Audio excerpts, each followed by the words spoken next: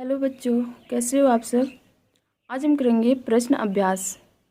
हम लोग इससे पहले जो आंतरिक प्रश्न किए हैं, आज हम प्रश्न अभ्यास करेंगे। तो प्रश्न अभ्यास में पाठ्य पुस्तक से ये जो चैप्टर 9 का है, चैप्टर 9। तो आओ याद करें।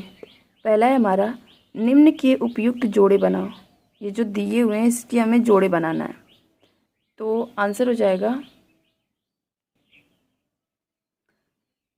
दक्षिणापथ के स्वामी। जो दक्षिणापथ के स्वामी हैं वे कौन थे? तो सातवाहन शासक जो है वो दक्षिणापथ के स्वामी है।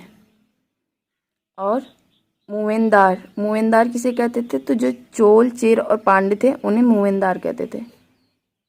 चोल, चेर और पांड्य, इनको मूवेंदार कहते थे। फिर है अश्वघोष।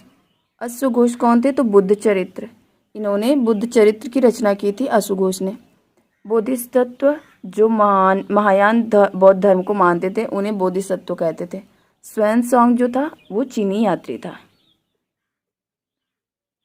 अश्वघोष बुद्ध चरित्र के रचनाकार थे और बोधिसत्व जो थे वो महायान बौद्ध धर्म को मानते थे। स्वान ये बौद्ध धर्म जो दो भागों में बट गया था बुद्ध धर्म की मृत्यु के बाद, बुद्ध की मृत्यु के बाद, हीनयान और महायान। तो जो बोधिसत्व थे वो महायान धर्म को मानते थे, महायान बौद्ध धर्म को मानते थे।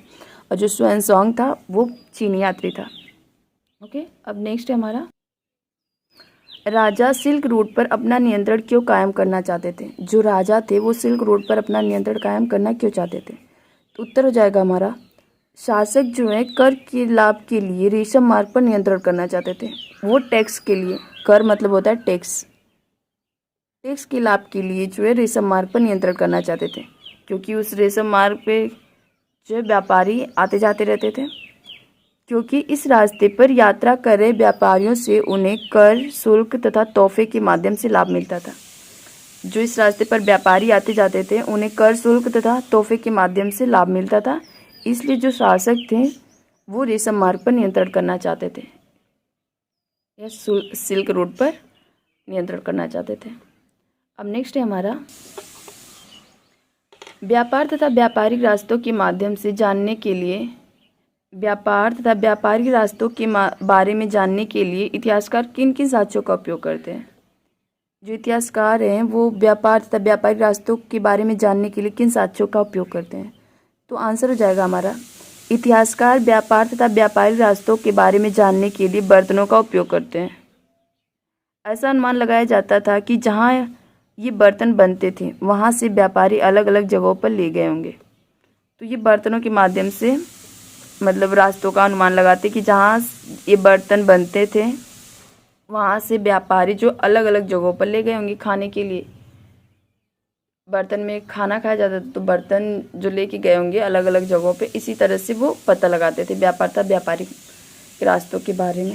ओके, अब नेक्स्ट देखते हैं, क्वेश्चन नंबर 4 है, भक्ति की प्रमुख विशेषता क्या थी? जो भक्ति है उसकी प्रमुख विशेषता हमें बताना है, भक्ति की प्रमुख विशेषताएं। तो उत्तर हो जाएगा, भक्ति की मुख्य विशेषताएं हैं, पहला, किसी देवी या देवता के प्रति श्रद्धा को ही भक्ति कहा जाता है। जो किसी देवी या देवता के प्रति भक्ति रखते हैं उसी को, जो श्रद्धा रखते हैं उसे ही भक्ति कहा जाता है। भक्ति का पथ सबके लिए खुला था, चाहे वह धनी हो या गरीब, ऊंची जाति का हो या नीची जाति का, स्त्री हो या पुरुष। ये भक्ति का जो रास्ता पथ था वो सबके लिए खुला था, चाहे वो अमीर हो, गरीब हो, स्त्री हो, पुरुष हो, ऊंची जाति का हो या नीची जाति का, इससे कोई मतलब नहीं था। बस उससे जो भगवान के प्रति श्रद्धा होनी चाहिए, उसी को हम भक्ति कहते हैं। सेकेंड है, भक्ति मार्ग अपनाने वाले लोग आडंबर के साथ पूजा पाठ करने के बजाय, जो भक्ति मार्ग अपनाने वाले लोग थे वो आडंबर के साथ पूजा करने के बजाय ईश्वर के प्रति लगन और व्यक्तिगत पूजा पर जोर देते थे। वे जो है ईश्वर के प्रति लगन और व्यक्तिगत पूजा पर जोर देते, वो ज़्यादा आडंबर नहीं फैलाते थे, जो भक्ति मार्ग अपनाने वाले लोग थे। और नेक्स्ट है, तीसरा नंबर है कि भक्ति परंपरा ने चित्रकला, शिल्पकला और स्थापत्य कला के माध्यम से अभिव्यक्ति की प्रेरणा दी है। जो भक्ति परंपरा है वो चित्रकला, शिल्पकला और स्थापत्य कला के माध्यम से,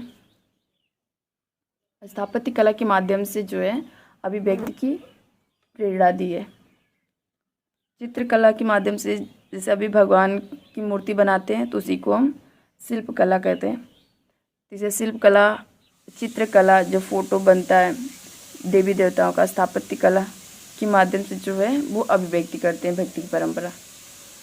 अब नेक्स्ट है हमारा आओ चर्चा करें।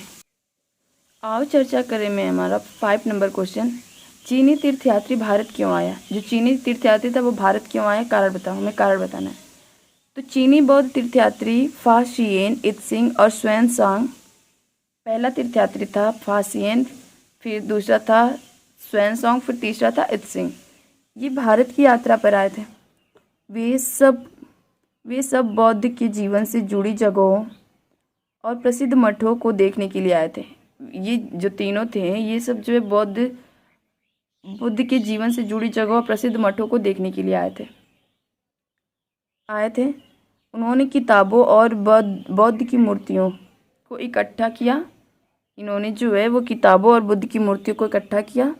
स्वान-सांग तथा अन्य तीर्थयात्री ने उस समय के सबसे प्रसिद्ध बौद्ध विद्या केंद्र नालंदा, जो बिहार में है, अध्ययन किया। इन्होंने जो प्रसिद्ध बौद्ध विद्या केंद्र था नालंदा, उसमें अध्ययन किया। यह उस समय का प्रसिद्ध बौद्ध मठ था। ये जो नालंदा था उस समय का प्रसिद्ध बौद्ध मठ था। जो चीनी तीर्थयात्री थे वो बुद्ध के जीवन से जुड़ी जगहों को और प्रसिद्ध मठों को देखने के लिए आए थे। और जो स्वान-सांग था, इसके सहित अन्य तीर्थयात्री भी सबसे प्रसिद्ध बौद्ध विद्या केंद्र जो नालंदा था, जो बिहार में है, उसमें इन्होंने अध्ययन किया। यह उस समय का जो है सबसे प्रसिद्ध बौद्ध मठ था। ओके, क्वेश्चन नंबर 6 है हमारा, साधारण लोगों का भक्ति के प्रति आकर्षित होने का कारण कौन सा है? कौन सा कारण? जो साधारण लोग थे वो भक्ति के प्रति आकर्षित होने का कौन सा कारण? तो साधारण लोग भक्ति मार्ग या परंपरा की ओर इसलिए आकर्षित हुए क्योंकि हमारी वैदिक परंपरा बहुत कठोर थी। जो हमारी वैदिक परंपरा थी वो बहुत ही कठोर थी। इसमें जाति व वर्गों को ध्यान में रखा जाता था। यह कुछ लोगों को ही पूजा करने की अनुमति देती थी। जो वैदिक परंपरा थी हमारी, कुछ ही लोगों को मतलब है पूजा करने की अनुमति देती थी। यह कुछ लोगों को ही पूजा करने की अनुमति देती थी, कुछ लोगों को पूजा करने का अनुमति नहीं देता था। वे मंदिर में भी प्रवेश नहीं कर सकते थे। वे लोग हैं जो नीच जाति के थे, वे लोग मंदिर में प्रवेश नहीं कर सकते थे। लेकिन भक्ति का पथ सबके लिए खुला था। जो भक्ति है उस भक्ति का पथ जो है सबके लिए खुला था, चाहे वो धनी हो या गरीब हो, उच्च जाति का हो, नीच जाति का हो, स्त्री हो, पुरुष, सबके लिए खुला था। इसलिए जो है साधारण लोग भी भक्ति के प्रति आकर्षित होने लगे, यही कारण था। जो वैदिक परंपरा थी ये तो बहुत कठोर थी। इसमें जो जाति व वर्गों को ध्यान में रखा जाता था। इसमें नीची जात, ऊंच जाति नीच जात में भेदभाव किया जाता, स्त्री पुरुष में भेदभाव किया जाता था कि स्त्री मंदिर में नहीं जा सकती और नीची जाति के जो लोग हैं वो मंदिर में नहीं जा सकते। लेकिन जो भक्ति का था, जो भक्ति थी वो सबके लिए खुली थी। वो चाहे ऊंच जात का, नीच जात का हो, स्त्री हो या पुरुष हो, धनी हो या गरीब, वो सबके लिए खुला था। इसलिए लोग हैं जो भक्ति के प्रति जो है ज़्यादा आकर्षित होने लगे, यही कारण था। ओके, नेक्स्ट है हमारा आओ करके देखें। इसमें हमारा 7वां नंबर है, 7 नंबर, क्वेश्चन नंबर 7, तुम बाज़ार से क्या क्या सामान खरीदते हो? उनकी एक सूची बनाओ। आप ये बताओगे कि बाज़ार से आप क्या क्या सामान खरीदते हो, उसकी सूची बनाना है। फिर बताओ कि तुम जिस शहर या गांव में रहते हो वहाँ इसमें से कौन सी चीज़ें बनी थी। इनमें से जो सामान तुम खरीदते हो इसमें से कौन सी चीज़ जो है तुम्हारे गांव या शहर में बनी है, और किन चीज़ों का व्यापारी बाहर से लाए थे, और जो कौन सी चीज़ें जो व्यापारी वो बाहर से लेके आए थे, ये आपको बताना है। तो आंसर रहेगा हमारा, उत्तर हमारा बाजार से खरीदी गई वस्तु की सूची। पहला है कपड़े, दूसरा है मिट्टी से बनी वस्तुएं, तीसरा है चावल, चौथा है जूते, पांचवा है किताबें। इसमें जो है इसमें दी गई वस्तुएं, इतनी जो वस्तुएं हैं, इसमें से जो किताबें, कपड़े तथा जूते व्यापारियों द्वारा बाहर से लाए गए हैं, जबकि मिट्टी से बनी हुई वस्तु व चावल शहर या गांव में ही उपलब्ध होते हैं। जो चावल हैं और मिट्टी के बने बर्तन ये तो शहर या गांव में ही उपलब्ध रहते हैं, लेकिन जो ये कपड़े हैं और जूते हैं, किताबें हैं, ये जो है व्यापारी बाहर से लेके आते हैं। ओके, अब नेक्स्ट है हमारा क्वेश्चन नंबर 8 है हमारा, आज भारत के लोग बहुत तीर्थ यात्रा करते हैं, उनमें से एक के विषय में पता करो और एक संक्षिप्त विवरण दो। आज जो भारत के लोग जो हैं वो बहुत तीर्थ यात्राएं करते हैं। हमें उसमें से एक के बारे में पता करना और उसके बारे में विवरण देना है। हमें इसमें संकेत दिया हुआ है कि तीर्थ यात्रा में स्त्री पुरुष या बच्चों में से कौन जा सकते हैं। जो तीर्थ यात्रा में जाते हैं उसमें स्त्री पुरुष और बच्चों में से कौन जा सकते हैं, इसमें कितना वक्त लगता है, लोग किस तरह यात्रा करते हैं, वे अपनी यात्रा के दौरान क्या क्या ले जाते हैं, और तीर्थ स्थानों पर पहुंचकर वे क्या करते हैं, क्या वे वापस आते समय कुछ लाते हैं, ये हमें बताना है किसी एक तीर्थ यात्रा के बारे में। तो आंसर हमारा होगा, उत्तर हमारा हो जाएगा, लोग बहुत सारे स्थानों पर पूजा मतलब तीर्थ यात्राएं करते हैं। इसमें से एक स्थान हरिद्वार है। हरिद्वार यह हिंदुओं के लिए बहुत प्रसिद्ध स्थान है। यहाँ हर कोई व्यक्ति जा सकता है, चाहे वो स्त्री पुरुष या बच्चे हों, सब जा सकते हैं हरिद्वार। यह लोगों के लिए इसलिए महत्वपूर्ण है क्योंकि यहाँ गंगा नदी पहाड़ों से निकलकर मैदानों में प्रवेश करती है और लोग इस स्थान पर धार्मिक स्नान करते हैं। यहाँ पे जो गंगा नदी है वे पहाड़ों से निकलकर मैदानों में प्रवेश करती हैं और लोग इस स्थान पर धार्मिक स्नान कर सकते हैं। गंगा का उद्गम जो है हिमालय से हुआ है। यहाँ भगवान शिव और अन्य देवी देवताओं के बहुत सारे मंदिर हैं। हरिद्वार में जो है यहाँ भगवान शिव और अन्य देवी देवताओं के बहुत सारे मंदिर हैं। सावन के महीने में लोग यहाँ उत्साह के साथ घूमने आते हैं। सावन क्योंकि यहाँ भगवान शिव के मंदिर है, इसलिए जो है वो सावन के महीने में यहाँ लोग जो है बहुत उत्साह से आते हैं, बहुत उत्साह से घूमने आते हैं और गंगा जल के साथ भगवान शिव की पूजा करते हैं। बोली ना, भगवान शिव का होता है सावन का महीना, इसलिए यहाँ पे लोग आते हैं, बहुत उत्साह के साथ घूमने आते हैं और गंगा जल के साथ जो भगवान शिव की पूजा करते हैं। वे पवित्र गंगा जल लेकर विभिन्न स्थानों के लिए पैदल यात्रा करते हैं। ये लोग जो हैं वो पवित्र गंगा जल लेकर विभिन्न स्थानों के लिए पैदल यात्रा करते हैं। ये हो गया हमारा आंसर।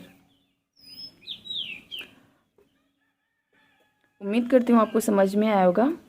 अब मिलते हैं नेक्स्ट वीडियो में। ये चैप्टर जो है आज कंप्लीट हो गया।